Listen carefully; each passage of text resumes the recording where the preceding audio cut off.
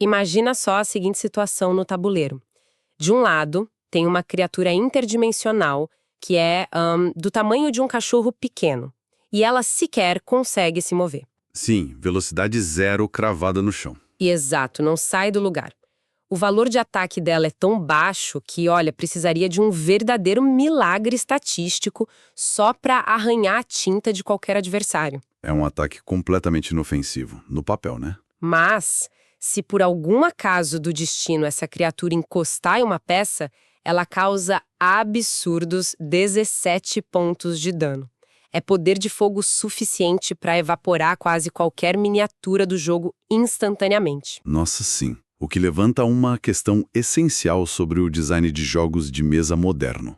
E é sobre isso que a gente precisa falar. Com certeza. Hoje, a nossa análise minuciosa vai mergulhar fundo no que parece ser tipo o erro de matemática mais caótico e genial já impresso. E quando a gente olha para o catálogo de personagens e itens WizKids de 2026, a gente percebe logo uma escalada armamentista bem clara nas regras. Fica muito evidente. O jogo não está apenas aumentando os números de dano de forma preguiçosa, ele está subvertendo a própria matemática de como as peças interagem no mapa. E o mais fascinante de tudo isso é a total quebra de coerência temática para alcançar essa subversão mecânica, sabe?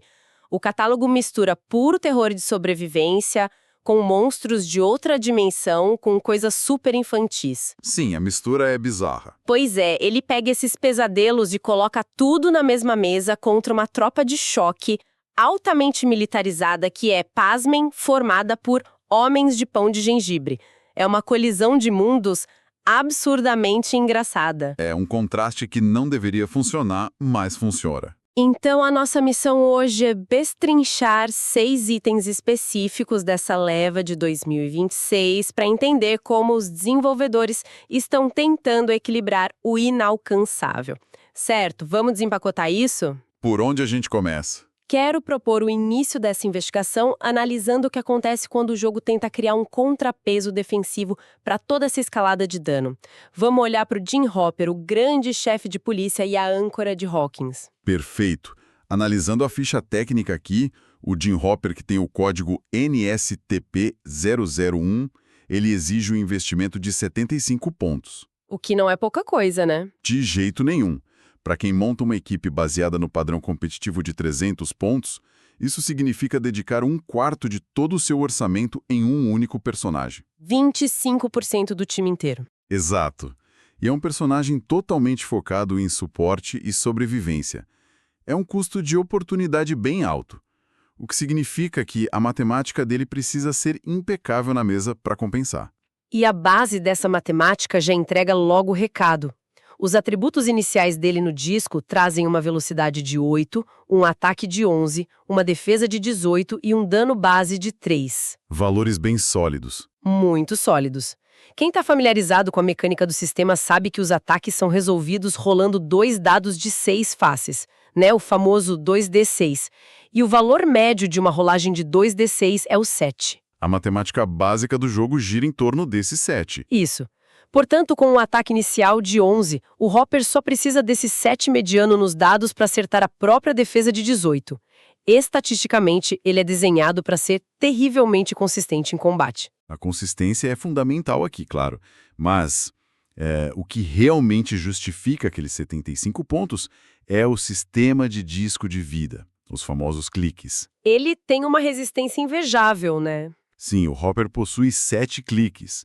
Isso quer dizer que o disco físico lá na base da miniatura precisa ser girado 7 vezes, absorvendo 7 níveis inteiros de punição antes de revelar a marca de nocaute no clique 8. Ele definitivamente não é uma peça de vidro. Mas ter cliques de vida não basta se o personagem sofre penalidades pesadas de movimento, sabe? E é aqui que eu quero jogar uma luz sobre a habilidade chamada Chegar à Caatinga. Ah, essa habilidade muda tudo. O jogo costuma punir o movimento aliado a ataque com a ação de investida, a famosa charge. Normalmente isso corta a velocidade da peça pela metade quando ela avança para um combate corpo a corpo. O que reduz muito o alcance de ameaça da peça. Exato. Mas essa habilidade do Hopper não só permite usar a investida sem reduzir a velocidade de movimento enquanto ele carrega um aliado, como ainda concede força de vontade. Nossa, isso é um combo fortíssimo. E tem um detalhe crucial no impacto dessa força de vontade na economia de ações do jogo. Qual seria o maior impacto na sua visão? Bom, no sistema, dar uma ação a um personagem atribui a ele um token de ação, certo? Se ele recebe um segundo token no turno seguinte, ele sofre aquele dano de fadiga, o pushing damage. A força de vontade permite ignorar completamente esse dano. Ou seja, ele quebra 3 regras fundamentais ao mesmo tempo. Não perde mobilidade ao carregar peso, não tem a velocidade cortada na investida e ainda ignora a fadiga de ações consecutivas. Ele faz as próprias regras de movimento. Para mim, constrói uma analogia muito divertida, sabe? É como aquele amigo incansável que consegue te carregar para fora de uma festa confusa, jogando você no ombro e correndo sem perder o fôlego, ignorando o próprio cansaço para salvar a noite. É a representação perfeita disso. Ele pega a equipe no colo. E o fascinante aqui é que ele precisa dessa vitalidade toda ignorando a física, porque o foco principal dele é absorver o caos. Ele é basicamente um para-choque humano. Sim, se a gente olhar para a habilidade captura soviética sobrevivente, o design dele ganha contornos de um tanque de guerra blindado. Ela confere a ele o poder impermeável. Que é um dos poderes defensivos mais cobiçados. Sem dúvida. Matematicamente, o impermeável permite rolar um dado de 6 faces ao receber dano. Se o resultado for um 5 ou um 6, o dano é simplesmente zerado. Isso dá a ele 33% de chance de ignorar qualquer pancada massiva. Maluco. Ela também reduz o dano penetrante que vem de personagens com as palavras-chave monstro, governante ou espião. O que é gigante, já que dano penetrante é o grande terror de peças defensivas. Exatamente. O dano penetrante ignora reduções normais de escudo. Mas o Hopper basicamente encolhe os ombros para essas grandes ameaças. E ainda tem a habilidade fuga. Que dá acesso ao poder lâminas, garras e presas, certo? Isso. E mais do que isso, permite que aliados com a palavra-chave Hawkins se desengajem de inimigos automaticamente. Eles não precisam rolar dado nenhum para fugir. Ele se joga na frente do trem desgovernado para que o resto do time escape intacto. E toda essa arquitetura defensiva extrema nos leva a uma constatação bem lógica sobre o metajogo atual. De que a ameaça cresceu muito. Exato. Se os desenvolvedores criaram um escudo com essa magnitude estatística, mitigando o dano penetrante de monstros e desafiando o sistema de fadiga, é porque o ambiente competitivo estava exigindo isso. A escalada do perigo forçou a existência do Hopper. Perfeitamente.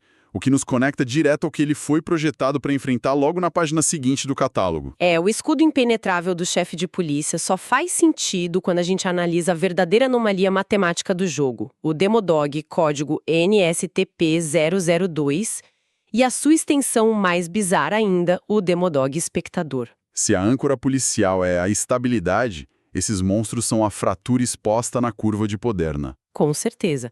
Fala um pouco dos atributos base desse monstro. Bom, o Demodog principal custa 50 pontos.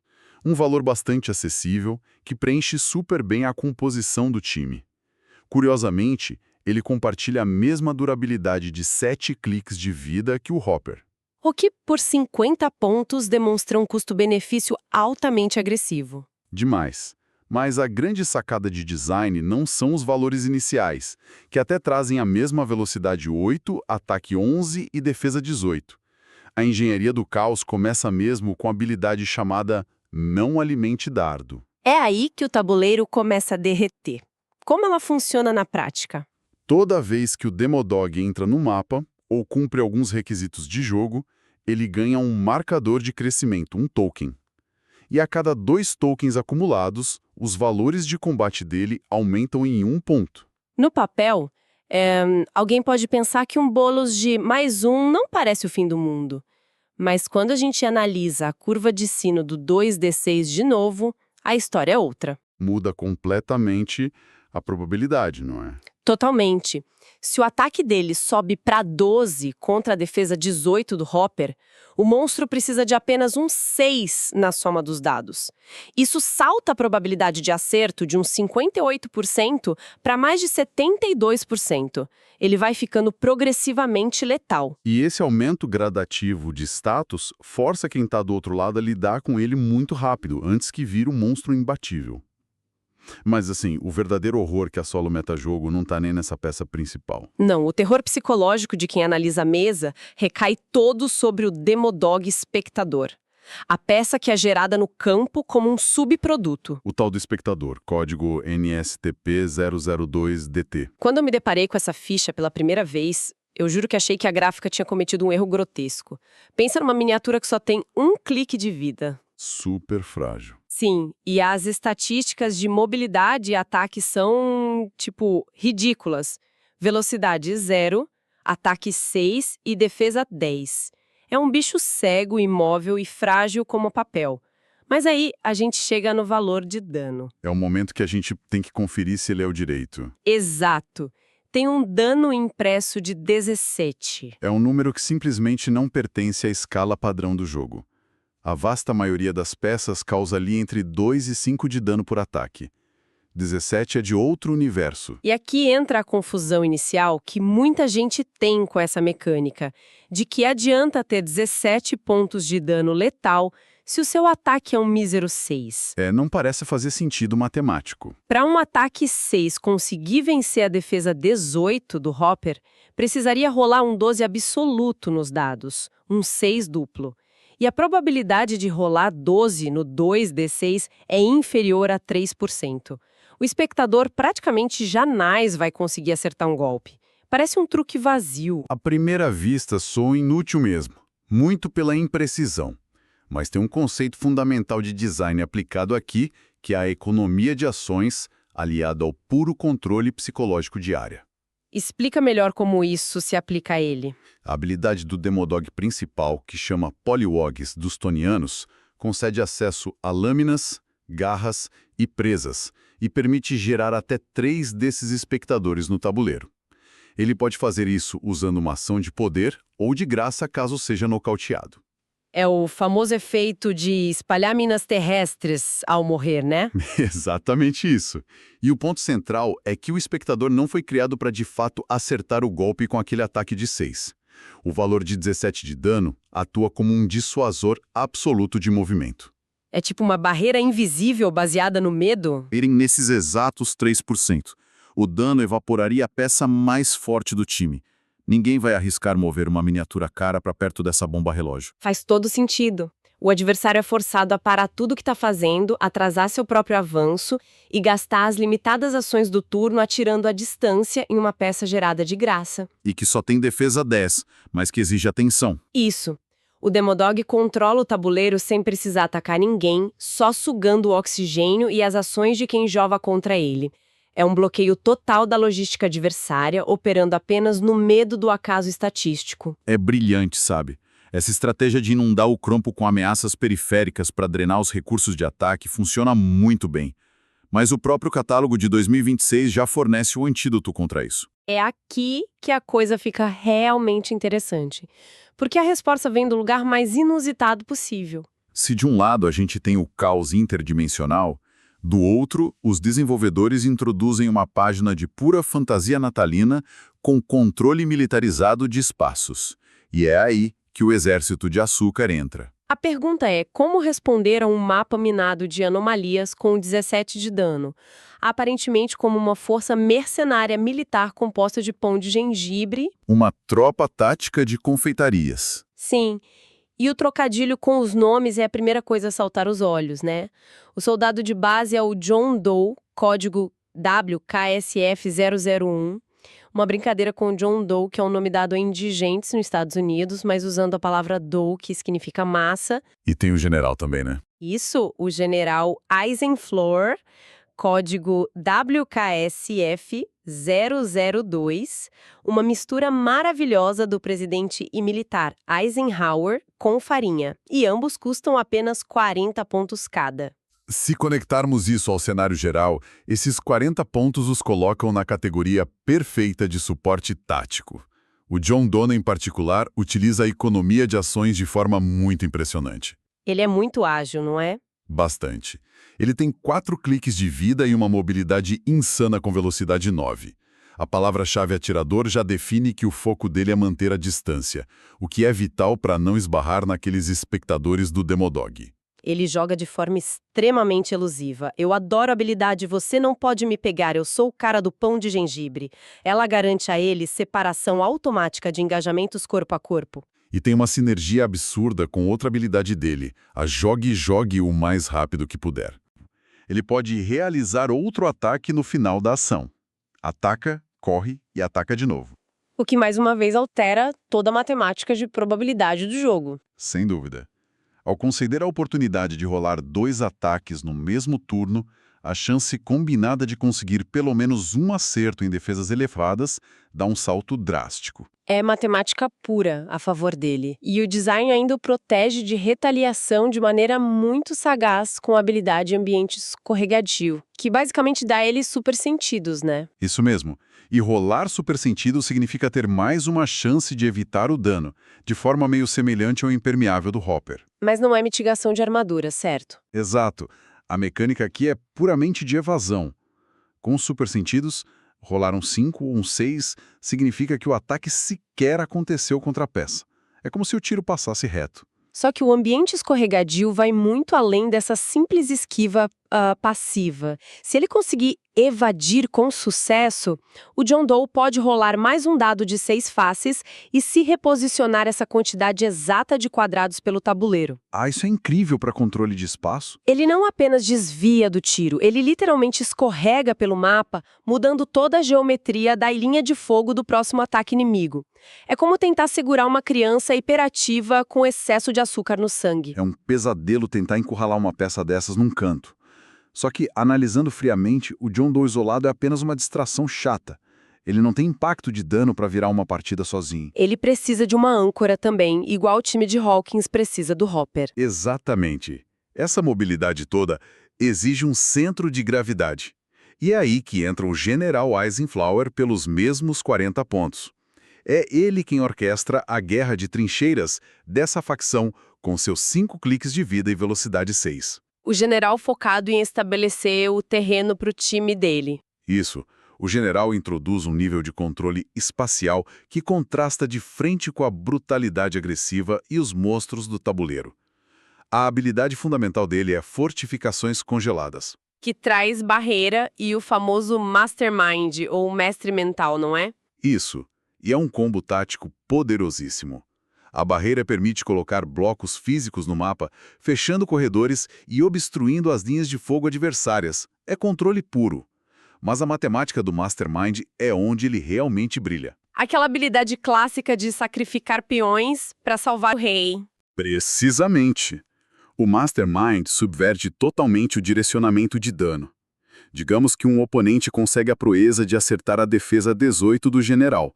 Antes do bano ser aplicado, quem joga pode transferir todo esse ataque para um aliado adjacente de menor pontuação. Então, no último segundo, ele puxa um pobre soldado John Doe para frente do tiro, mantendo intactos seus preciosos cliques de vida e as suas habilidades de suporte. É um sacrifício em massa friamente coordenado. E muito cruel para o pão de gengibre soldado.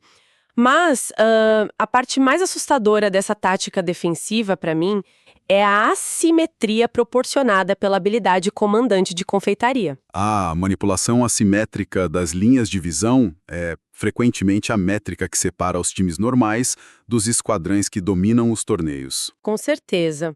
As barreiras de glacê criadas pelo general permanecem indefinidamente no mapa graças a essa habilidade. E o detalhe é que elas não bloqueiam a linha de fogo de nenhum aliado que tenha a palavra-chave Oficina do Papai Noel. É uma via de mão única completamente letal. Totalmente. Imagina, o exército inteiro se posiciona atrás de uma parede de açúcar. O adversário tenta atirar, mas só enxerga uma fortificação impenetrável bloqueando a visão. Já os homens de pão de gengibre disparam através dos blocos como se não tivesse nada ali. E tem mais. A habilidade Glória de Goma ainda dá mais um de ataque para aliados que consigam empurrar as linhas inimigas para perto da área inicial deles. O tabuleiro vira um funil de extermínio sufocante, né?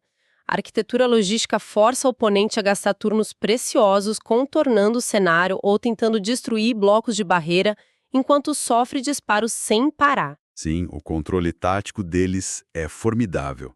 No entanto, isso levanta uma questão importante, sabe? Como o general com dano impresso de 3 e os soldados com dano de 2 conseguem lidar com aquelas hordas agrupadas? É uma excelente pergunta. Atirar um por um naqueles espectadores Demodogs, que tem 17 de dano, seria um gasto absurdo de turnos. O tempo ia jogar contra o exército de confeitaria, por mais barreiras que tivessem. Eles constroem barreiras, atiram bastante. Mas o poder de impacto bruto parece faltar na matemática de 80 pontos somados dessa tropa. Como eles impedem a invasão em massa? A resposta para parar esse enxame está no equipamento incrivelmente barato da oficina do Papai Noel. É um item que reformula totalmente a resposta tática. A gente precisa falar das bolas de neve. O equipamento Bolas de Neve, código S001, trata-se de uma carta que requer um investimento de apenas 5 pontos. E a gente tem que colocar esse custo em perspectiva, né? Num jogo de 300 pontos, 5 pontos é frequentemente só que ela sobra na matemática de montagem do time. É quase um troco não utilizado. É um preenchimento residual, literal. Mas esse item que é indestrutível e exige que o personagem seja derrubado para desequipar, carrega uma interação de regras devastadora baseada no poder incapacitar. Como o incapacitar comum funciona no jogo base? A clássica ferramenta de frustração. Em vez de causar dano físico aos cliques de vida, se o ataque acertar, o alvo recebe um token de ação direto. E como a gente explicou lá com o Hopper, se a peça chegar a 2 tokens, ela fica exausta. Se tentar agir exausta, leva dano de fadiga, o pushing damage. Exato. O incapacitar essencialmente trava a mobilidade do oponente, obrigando ele a gastar o turno descansando para remover os marcadores ou correr o risco de se destruir. É uma forma super eficaz de paralisar avanços pesados de alvo único. Mas as bolas de neve reescrevem o limite da habilidade através de uma condição de escalonamento bizarra. Conta pra gente qual é a regra da carta. O texto diz que, se o personagem que equipa o item já tiver a habilidade inata de incapacitar, o disparo de bola de neve não se limita a um alvo.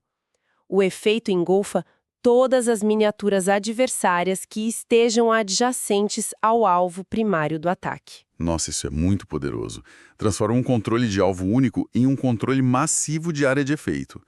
Uma única rolagem paralisa formações inteiras. E essa é a resposta estrutural do design do jogo contra as táticas de horda. Imagina o adversário lá, multiplicando os espectadores, criando 3 ameaças agrupadas de 17 de dano cada. Abater os 3 exigiria 3 ações separadas de tiro, o que seria uma desvantagem colossal para o exército de biscoito. Sim, mas com esse equipamento de ínfimos 5 pontos, a resposta é só fazer uma rolagem de incapacitar e pronto. Engessa todo mundo de uma vez com o token de exaustão, congelando a formação. É fascinante ver como não se trata de matar a horda com força bruta, o que a tropa do general não conseguiria fazer de jeito nenhum com aquele dano baixo. Trata-se de anular um recurso mais precioso do adversário, que é a capacidade de executar ações. Congelar o agrupamento tira todo o ímpeto da ameaça sem ninguém precisar chegar perto. Essa síntese toda demonstra o nível de entrelaçamento mecânico alcançado no catálogo. O design não é apenas um monte de bonecos fortes isolados. Existe um ciclo de ação e reação super intrincado. Exato. Começa pela necessidade de sobrevivência máxima do Jim Hopper, absorvendo punição massiva e mitigando o dano penetrante. O que, por sua vez, é respondido pela agressividade psicológica inigualável do Demodog espectador e seu dano impossível. Que finalmente culmina na resposta engenhosa das táticas de negação territorial do general Eisenflur e suas bolas de neve em área. É uma aula de design de mecânicas, manipulação de espaço, subjugando a força pura. Cada facção cria e resolve os problemas da outra num ciclo caótico e perfeito. E sabe, para concluirmos essa investigação, é muito interessante tentar visualizar qual seria o resultado se a gente empurrasse toda essa matemática até o limite absoluto num cenário, no tabuleiro. Imaginar essas peças interagindo todas ao mesmo tempo. Pensa no seguinte cenário na cabeça de quem está escutando. O general Eisenhower estacionado num canto, atrás das suas muralhas assimétricas de glacê, transferindo dano para soldados, enquanto os homens de pão de gengibre escorregam lateralmente, atirando rajadas de bolas de neve incapacitantes em área. Uma defesa militar baseada em açúcar. Sim, e contra eles o Jim Hopper usando sua investida sem corte de velocidade, ignorando fadiga para atropelar as trincheiras e arrastar um aliado ferido para longe. Tudo isso enquanto do outro lado da mesa tem alguém calculando desesperadamente se vale o risco de 3% de mover a última peça vital para perto do espectador Demodog e seus letais 17 pontos de dano. É o ápice da tensão na mesa. Uma colisão absurda de mundos e regras. O que essa sobreposição de controle, de economia, de ações, barreiras invisíveis e probabilidades absurdas em 2D6 revela sobre as infinitas possibilidades desse catálogo? Fica aí a provocação teórica para quem estuda o mapa. Quem acompanha a análise certamente percebe que o grande trunfo está sempre na manipulação da logística, e não só no dano bruto. A grande vitória está na exploração do espaço invisível do tabuleiro. Adorei desempacotar tudo isso hoje. Até a nossa próxima exploração aprofundada.